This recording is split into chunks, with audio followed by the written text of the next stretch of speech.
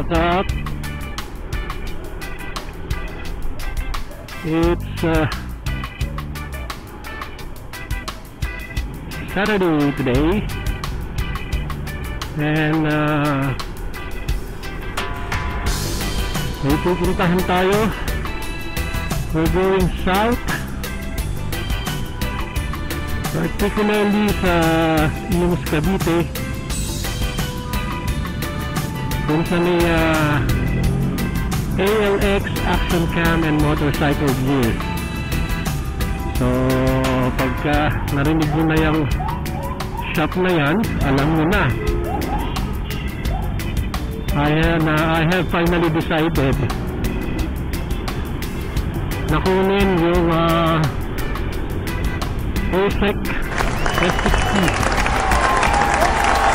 Kunin ko ito ng ALX. So mamaya paliwanag natin what are the reasons why did I choose OSEC S60 as my primary action cam or camera para sa ating motovlogging, no? And bukod doon, so kung base natin sa mga napanood nating reviews, actually maraming reviews and unboxing and evaluation sa YouTube about OSEC S60 action camera, no? So load na lang po kayo because I will not give much details about the action camera, no? I'll just siguro magbibigay lang ako ng honest assessment based on experience ng aking usage at pag-test dito sa action camera na yon. Sa ngayon, pwede nyo na maikumpara dahil ngayon ang gamit ko going there is my SD-Cam SD4000 Air na merong external mic, at yung external mic ko ay mula sa headset ng cellphone. So actually medyo gumaganda na ang quality nito, but I am expecting na kapag ang magiging primary camera ko na for motovlogging is yung OSEC S60, mas maganda na. So mas malinaw yung audio, hindi na distorted like now. Medyo distorted pa rin pero naiintindihan nyo na naman ako from this camera. Salamat nga pala, no? Salamat pala dun sa ating sponsor na nagbigay ng budget, no? Birthday ko kasi last January 16, and our sponsor asked me what do I want for my birthday. So sinabi ko, yun nga, gusto ko ng actually hindi ko gusto, kundi kailangan ko ng matinong action camera for my motovlogging. So yun, after a few days ay pinadala niya tayo ng budget. Kanya, ikaw bahala mamili at bumili kung ano yung tingin mo okay na action camera. So hindi na ako sumugal doon sa mga order sa Lazada kasi mahirap na, sayang yung pera ng sponsor pagkapalpak naman yung nakukuha ko, diba? So I decided to contact ALX Action Cam and Motorcycle Gears para kung na talang araw sigurado na tayo na okay yung quality ng camera. So salamat. Ayaw naman magpabanggit, magpa-shoutout ng ating sponsor. Mahihain yun. Ever since naman nakasuporta yung kaibigan natin na yan. And yun nga, tapos yung sobra dun sa binili niyang budget ay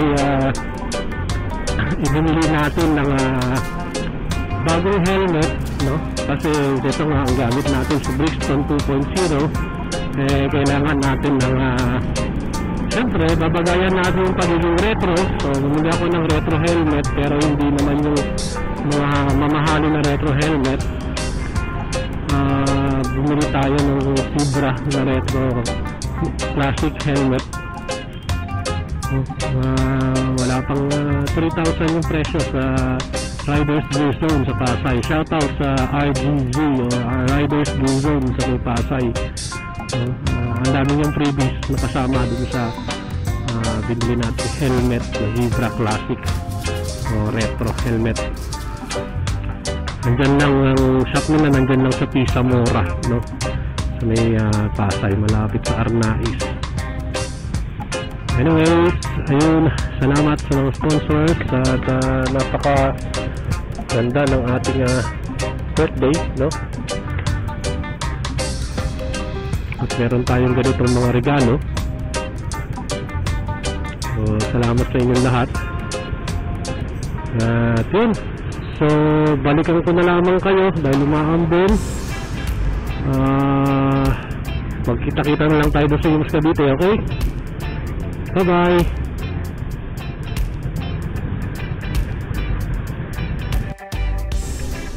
So nandito tayo ngayon sa kanto ng Quirinos Avenue at Alabang Zapote Road. So pagtawid natin, Bacoor na yan at malapit na tayo sa Imus, no? Nakaset na rin yung ating Google Map going to ALX Action Cam and Motorcycle Views para hindi tayo maligaw. So 18 minutes na lang, nandun na tayo. Little late kasi sabi natin 10 o'clock dapat nandun na tayo, pero dahil late na rin naman tayo umalis sa bahay, so late tayo darating, di ba? Andito na tayo ngayon sa Imus. Welcome to the city of Imus.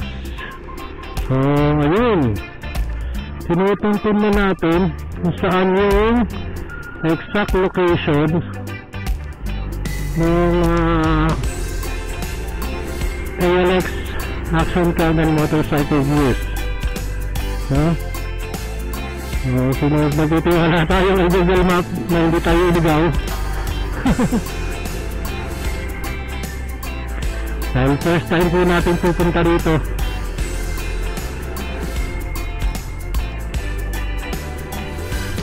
Alright, nandito na tayo, I think. Ayun, nakita ko na yung Metro Speed. Metro, tama.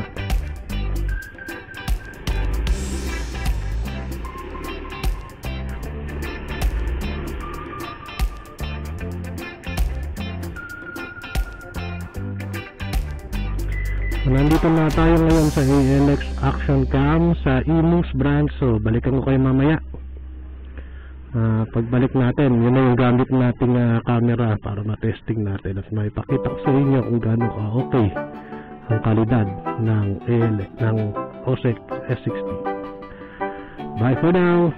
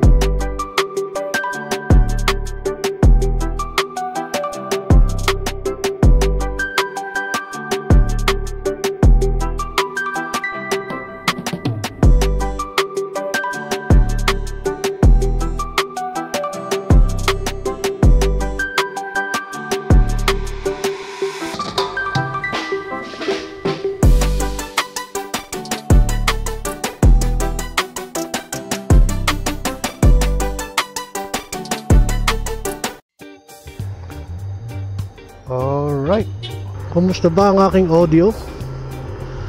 So, paalis na tayo rito sa LX Action Cam and motorcycle gears dito sa Imus branch.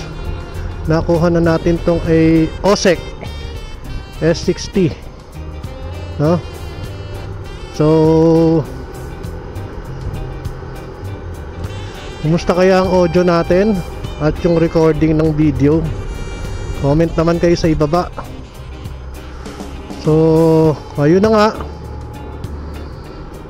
napili nating ito yung kunin dahil bukod sa mas mura, sa halagang less than 10,000 pesos, ay meron ka ng action camera na may maayos na sounds, audio, diba?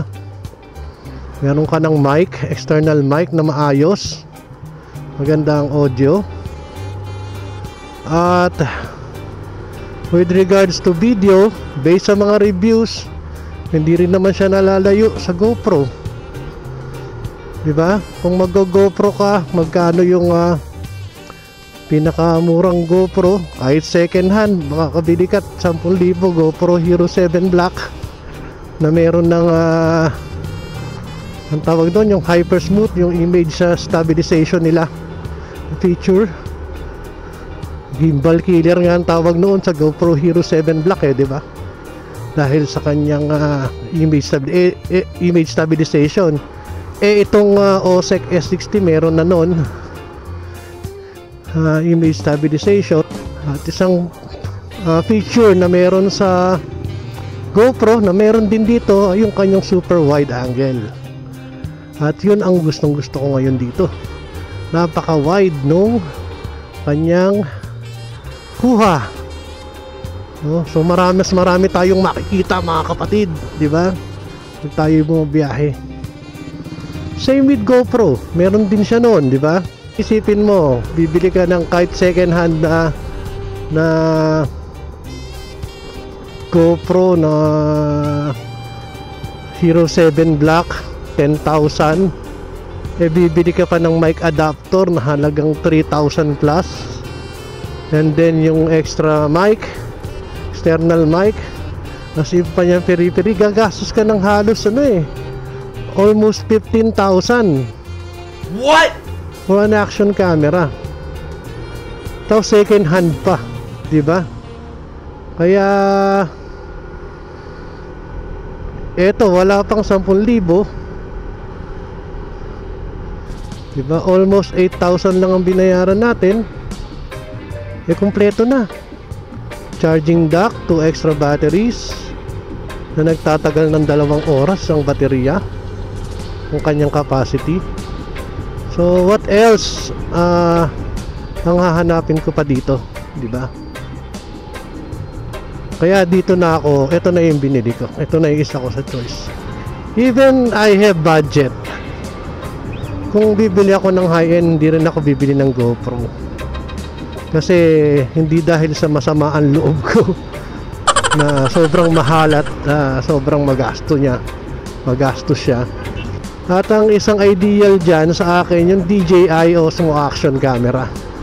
Osmo Action 3 or 4, alin man sa dalawa, maganda na okay na for motovlogging. Wala ka nang hanapin dun sa dalawang yun, sa mga ganong klaseng action camera, which is DJI Osmo Action. Siguro pag nagka-budget ako, yun ang bibili ko, hindi pa GoPro, sa totoo lang. So I really ditched GoPro over a more practical, for practical reasons, and dahil sa affordability ng ibang options compared sa pagkuha ng GoPro. So yeah, I'll be honest with you, I ditched GoPro. Yeah. Mas pipiliin ko to, mas sulit ang pera, ang gastos dito sa OSEC S60.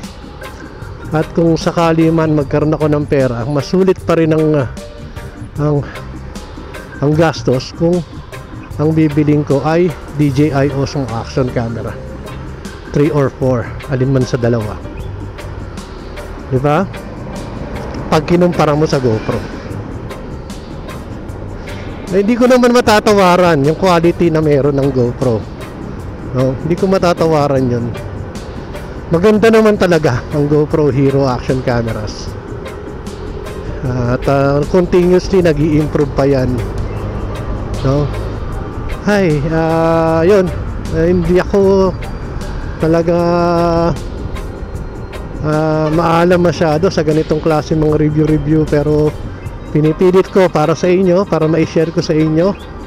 And out of honesty and my experiences, yun lang po yung puhunan ko, no? So disclaimer, hindi po ako expert, hindi po ako veterano sa motovlogging, at di ako veterano sa mga cameras and or action cameras.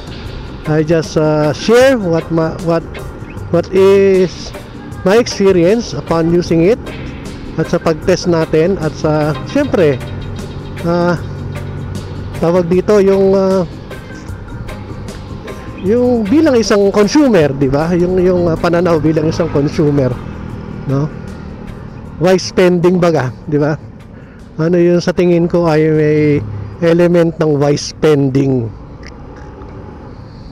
di ba? Kung saan tayo makakatipid, pero at the same time we get to do kung ano yung gusto nating mangyari. Ibig sabihin, andun pa rin yung quality kahit cheap yung isang bagay, di ba? So guys, I'm gonna see you later, no? Mamaya balikan ko kayo pag mabiyahe na tayo going to Batangas, no? Actually, sa susunod na vlog ko yun. Sorry. Nalilito na ako. Sa susunod na vlog ko pala yun. Yung abangan nyo yung ating trip to Batangas, no? Which is also on this day, no? January 20. So I have 2 vlogs on this day, January 20, pero i-upload ko sa magkaibang date on the future. Okay? Kasi i-edit ko pa siya, no? So yun po. See you guys around, at salamat sa pagsama sa akin at pakikinig, panonood dito sa ating content about having this OSEC S60 action camera na ating binili pa dito sa Imus, Cavite, kay ALX Action Cam and Motorcycle Gear. Maraming salamat sa inyo, Sir Alex, at dun sa nag-assist sa akin kanina. Maraming salamat, at well, sulit talaga itong action camera na ito, no?